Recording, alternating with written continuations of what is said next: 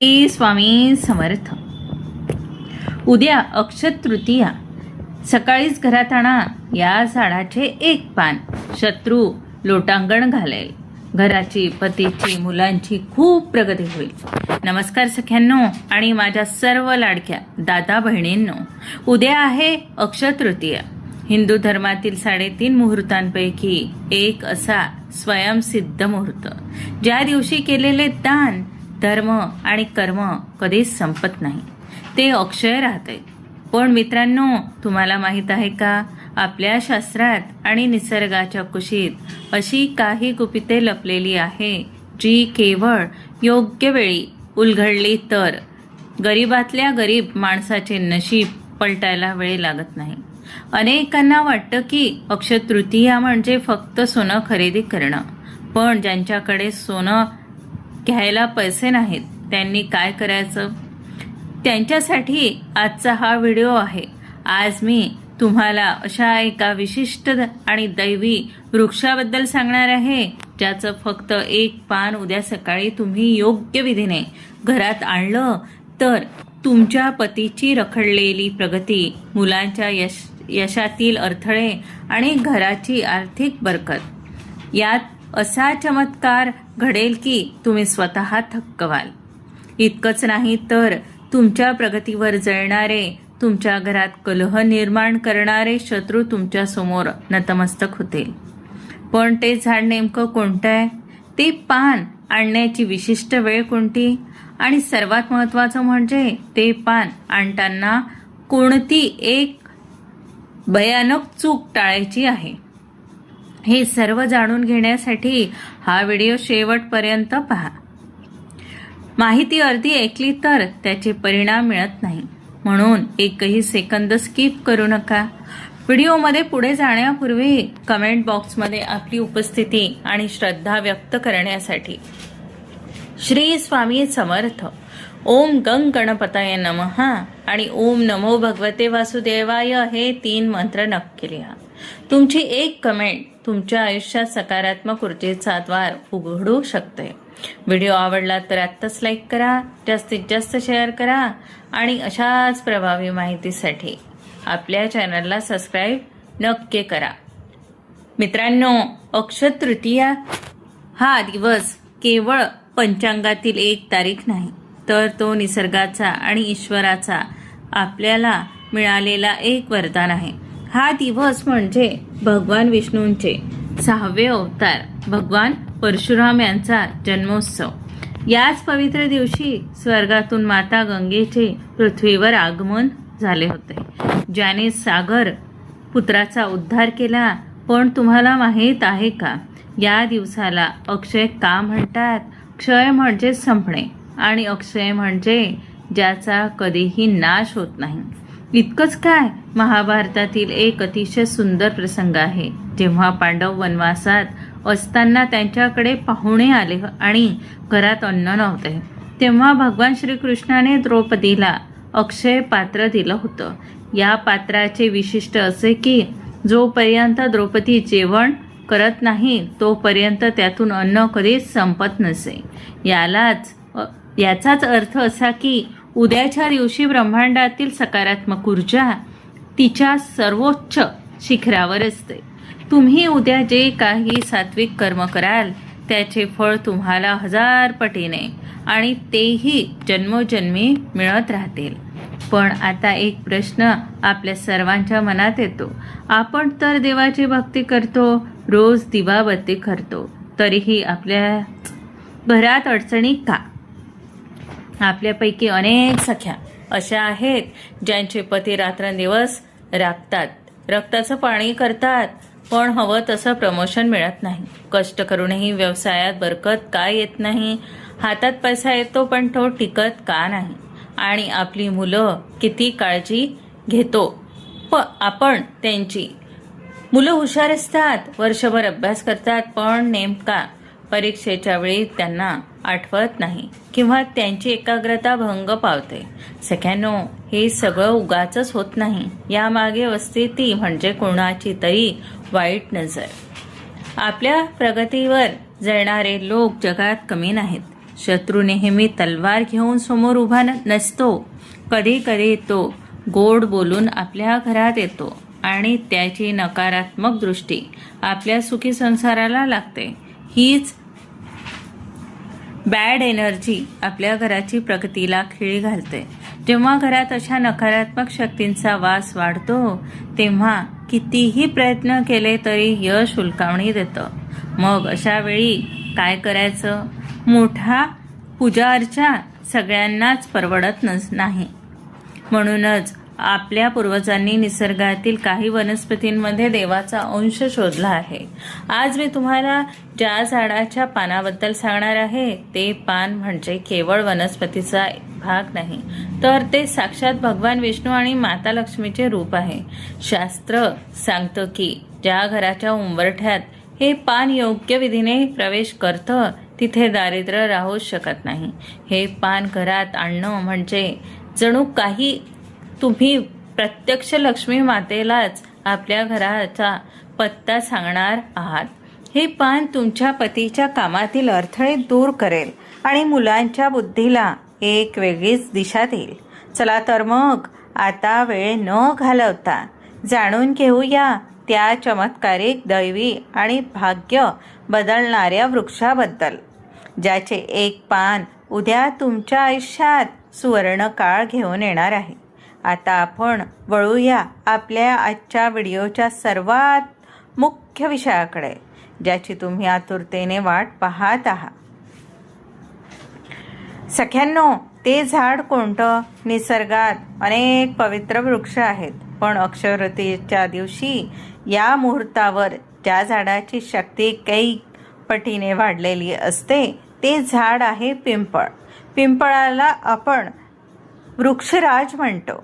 शास्त्रात असं सांगितलं आहे की पिंपळाच्या पानात साक्षात भगवान श्री विष्णूंचा वास असतो आणि शनिवारी तर तिथे लक्ष्मी माता स्वतः वास्तव्य करते. उद्याच्या शुभ दिवशी या झाडाची सेवा करणे म्हणजे साक्षात परमेश्वराची सेवा करण्यासारखं आहे. आता नीट लक्ष देऊन ऐका की तुम्हाला उद्या नक्की करायचं काय आहे. उद्या सकाळी म्हणजेच अक्षय तृतीयेच्या दिवशी सूर्योदयापासून ते सकाळी 10 वाजेपर्यंतची वेळ सर्वात उत्तम आहे. शक्य असल्यास सूर्योदयापूर्वी उठा, स्नान करा आणि स्वच्छ वस्त्र परिधान करा. पण सख्यांनो, एक महत्त्वाची गोष्ट लक्षात ठेवा. देव असो वा निसर्ग, रिकाम्या हाताने कधीच कोणाकडे जाऊ नये. पिंपळाच्या झाडापाशी जाताना एका तांब्यामध्ये शुद्ध पाणी घ्या आणि त्यात थोडं दूध आणि थोडी खडी साखर किंवा साधी साखर टाका. हा गोडवा तुमच्या आयुष्यातही गोडवा घेऊन येईल. जेव्हा तुम्ही झाडापाशी पोचाल तेव्हा सर्वात आधी त्या दिव्य वृक्षाला मनोभावे नमस्कार करा. तो तांब्यातील गोड पाण्याचा अर्घ झाडाला मुळाशी अर्पण करा. त्यानंतर हात जोडून डोळे मिटून अत्यंत नम्रपणे प्रार्थना करा. म्हणा, हे वृक्षराज, आजच्या या अक्षय तृतीयेच्या मुहूर्तावर मी तुमच्या कुटुंबातील एक अंश, एक पवित्र पान माझ्या घरी घेऊन जात आहे. हे देवा, माझ्या पतीच्या मार्गातील अडथळे दूर कर, माझ्या मुलांच्या प्रगतीला आशीर्वाद दे आणि माझ्या घरातील दारिद्र्य मुळात सकट नष्ट कर.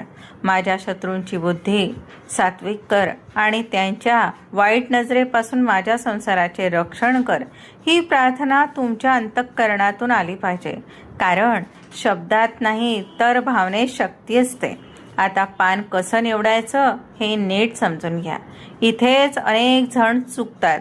झाडाखाली पडलेलं जे पान पूर्णपणे स्वच्छ आहे, ज्याला कुठेही छिद्र नाही किंवा जे सुकलेलं नाही, असं अखंड पान शोधायचा प्रयत्न करा. जर असं पान मिळालं तर ते निसर्गाचा आशीर्वाद समजा. पण जर झाडावरून पान तोडावं लागलं तर एकाच वेळी झपाट्यात तोडू नका. आधी परवानगी मागा, मगच देठापासून हळुवारपणे ते पान वेगळं करा. लक्षात ठेवा, कोणत्याही पक्षाचा घरटा असलेल्या फांदीला स्पर्श करू नका. पान हातात घेतल्यावर ते सन्मानाने जणू काही तुम्ही एखादं रत्न घरी नेत आहात अशा भावनेने आपल्या पदरात किंवा रुमालात ठेवा.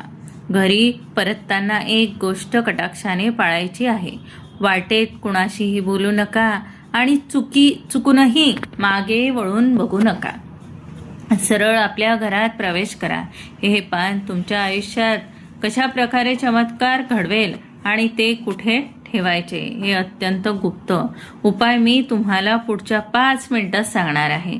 तोपर्यंत व्हिडिओला लाईक केलं नसेल तर लगेच करा, कारण पुढची माहिती तुमच्या भाग्याची कवाड उघडणारी ठरणार आहे. सर्वात आधी घरात आल्यावर एका चांदीच्या किंवा तांब्याच्या ताटात ते पान ठेवा. जर तुमच्याकडे गंगाजल असेल तर ते पानावर शिंपडा.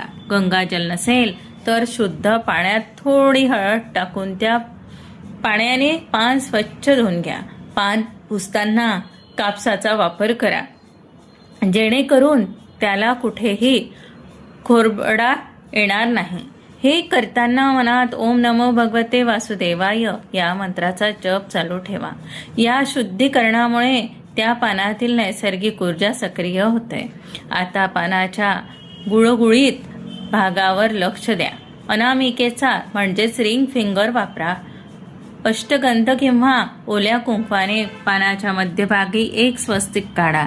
स्वस्तिकाच्या एका बाजूला तुमच्या पतीचे नाव, दुसऱ्या बाजूला तुमच्या मुलांची नावे लिहा. सगळ्यांनो, नाव लिहिताना तुमच्या मनात असा भाव ठेवा की या नावासोबतच त्यांची प्रगती सुद्धा या अक्षय मुहूर्तावर कोरली जात आहे. हे नाव लिहिताना तुमच्या पतीच्या नोकरीतील अडथळे आणि मुलांच्या अभ्यासातील भीती दूर व्हावी अशी मनोमन प्रार्थना करा. आता वळूया अशा उपायाकडे जो तुमच्या शत्रूंना शांत करेल. पानाच्या देठापाशी जिथे देठ पानाला जोडलेलं असतं तिथे 7 अखंड काळी मिरी ठेवा. काळी मिरी ही नकारात्मकता शोषून घेण्याचं प्रतीक आहे. ती मिरी तिथे ठेवताना डोळे मिटा आणि त्या व्यक्तीचे किंवा त्या परिस्थितीचे स्मरण करा जी तुम्हाला त्रास देत आहे.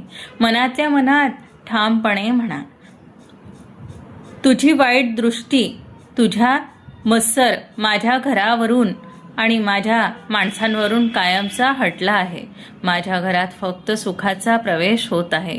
तुम्ही पाहाल, जे लोक तुमच्याबद्दल वाईट विचार करत होते त्यांची बुद्धी पलटेल आणि ते स्वतःहून तुमच्याशी सन्मानाने वागू लागतील. आता हे सिद्ध झालेलं पान तुमच्या देव्हाऱ्यात घेऊन जा. जर तुमच्याकडे लक्ष्मी मातेची मूर्ती किंवा फोटो असेल तर त्यांच्या चरणापाशी हे पान लाल कपड्यावर ठेवा. जर तुमच्याकडे अक्षयतृतीयेचा कलश असेल तर त्या कलशाच्या खाली सुद्धा तुम्ही हे पान ठेवू शकता. उद्या संध्याकाळी म्हणजेच अक्षयतृतीयेच्या प्रदोष काळी या पानासमोर गाईच्या तुपाचा एक दिवा लावा. दिव्याची वात उत्तर दिशेला असावी. त्या दिव्याच्या प्रकाशात त्या पानाची शक्ती संपूर्ण घरात पसरून द्या. सख्यांनो, तुम्ही स्वतः अनुभवाल की अवघ्या काही दिवसात घरातलं चिडचिड वातावरण कमी होईल. पतीला नवीन कामांच्या संधी मिळतील. मुलांची अभ्यासात एकाग्रता वाढेल. सख्यांनो, उपाय तर आपण पाहिलेच, पण कोणताही शुभ मुहूर्त तेव्हाच फळ देतो जेव्हा आपण त्या दिवसाचे नियम पाळतो. अक्षयतृतीयेला काही गोष्टी आवर्जून करायच्या असतात तर काही गोष्टी चुकूनही करायच्या नसतात. चला तर मग जाणून घेऊया त्या दिवसाची नामावली सांगते, ऐका. अक्षयतृतीयेला हे आवर्जून करा. पवित्र स्नान. उद्या सकाळी लवकर उठून अभ्यंग स्नान किंवा शक्य असल्यास पाण्यात थोडं गंगाजल टाकून स्नान करा. यामुळे शरीरातील नकारात्मक ऊर्जा नष्ट होते. दानाचे महत्त्व. या दिवशी दान करणाऱ्याला खूप महत्त्व आहे. उन्हाळ्याचे दिवस असल्याने गरजूंना मातीचा माठ, पाण्याचं माठ, पंखा, छत्री किंवा थंड फळे दान करा. असे म्हणतात की या दिवशी केलेलं दान अक्षय राहतं. पितृतर्पण.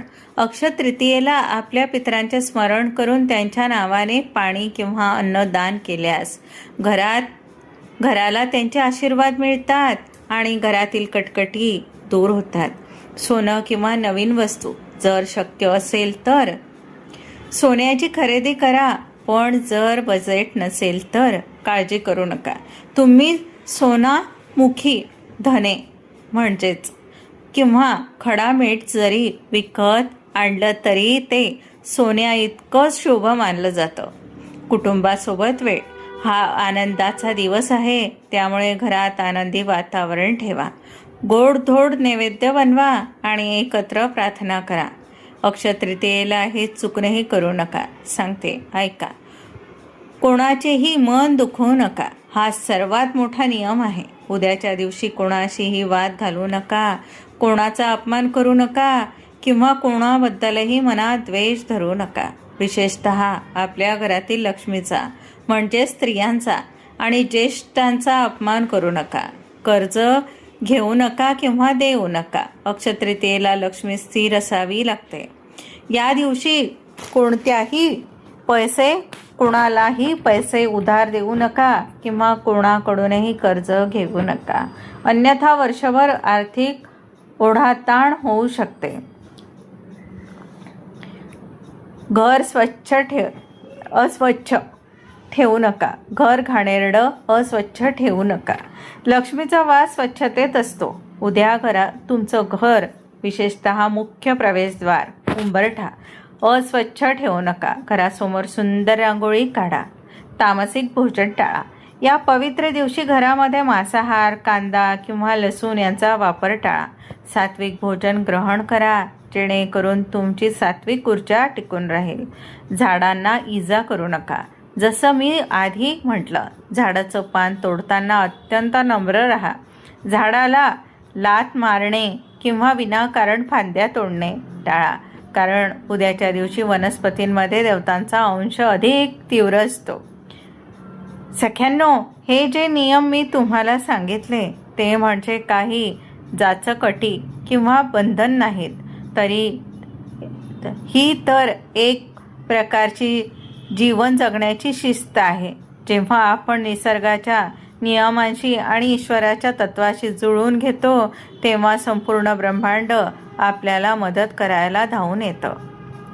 तुम्ही फक्त एकदा पूर्ण श्रद्धेने हे नियम पाळून पहा, मग बघा तुमच्या उपायाला आणि तुमच्या प्रार्थनेला कशी दुप्पट गती मिळते. कठीण काळात हा प्रत्येकाच्या आयुष्यात येतो, पण अशा पवित्र दिवशी केलेले छोटेसे प्रयत्न दुःखाचे डोंगर पार करायला मदत करते. माझ्या लाडक्या सख्यांनो आणि दादा बहिणींनो, हा व्हिडिओ बनवण्यामागे माझं एकच उद्देश तुमच्या संसारात सुख, शांती आणि समृद्धी नांदो. जर आजची ही माहिती तुम्हाला मनापासून मोलाची वाटली असेल, तुमच्या मनात थोडी जरी सकारात्मकता निर्माण झाली असेल, तर आत्ताच कमेंट बॉक्समध्ये श्री स्वामी समर्थ, ओम गंग गणपतये नमः आणि ओम नमो भगवते वासुदेवाय नक्की लिहा. तुमची ही एक कमेंट केवळ शब्द नाहीत, तर तुमची प्रार्थना आहे, जी थेट ईश्वरापर्यंत पोहोचेलच. तुमची ही दादच मला अशा प्रकारचे नवीन सखोल आणि प्रभावशाली विषय शोधून तुमच्यासाठी आणायला मोठी प्रेरणा देते. आणि हो, जर तुम्ही अजूनही आपल्या या कुटुंबाचा भाग नसाल, म्हणजेच जर तुम्ही अजूनही सबस्क्राईब केलं नसेल, तर ते आत्ताच करून घ्या. बेल आयकॉन दाबायला विसरू नका, कारण पुढच्या भागात मी तुमच्यासाठी एक असा सिद्ध मंत्र घेऊन येणार आहे, ज्याचा उच्चार अक्षय तृतीयेच्या रात्री केल्यास तुमची तिजोरी आणि अन्नाचे भांडार कधीच रिकामे होणार नाही. हा असा गुप्त मंत्र आहे जो पिढ्यानपिढ्या चालत आलेला आहे. हा व्हिडिओ तुमच्या अशा मित्रमैत्रिणींना आणि नातेवाईकांना जास्तीत जास्त शेअर करा, ज्यांच्या आयुष्यात सध्या संघर्षाचा काळ सुरू आहे. तुमचं एक शेअरच कोणाचं तरी आयुष्य बदलू शकतं आणि त्याचं पुण्य तुम्हाला लाभेल. चला तर मग अक्षय तृतीयेच्या या पवित्र मुहूर्तावर आपण सर्वांच्या कल्याणाची प्रार्थना करूया. तुमची मुलं, तुमची पती आणि तुमचं संपूर्ण घर कायम सुखी राहो, ही स्वामी चरणी प्रार्थना. भेटूया लवकरच पुढच्या व्हिडिओमध्ये. तोपर्यंत स्वतःची काळजी घ्या आणि आनंदी राहा. धन्यवाद. श्री स्वामी समर्थ.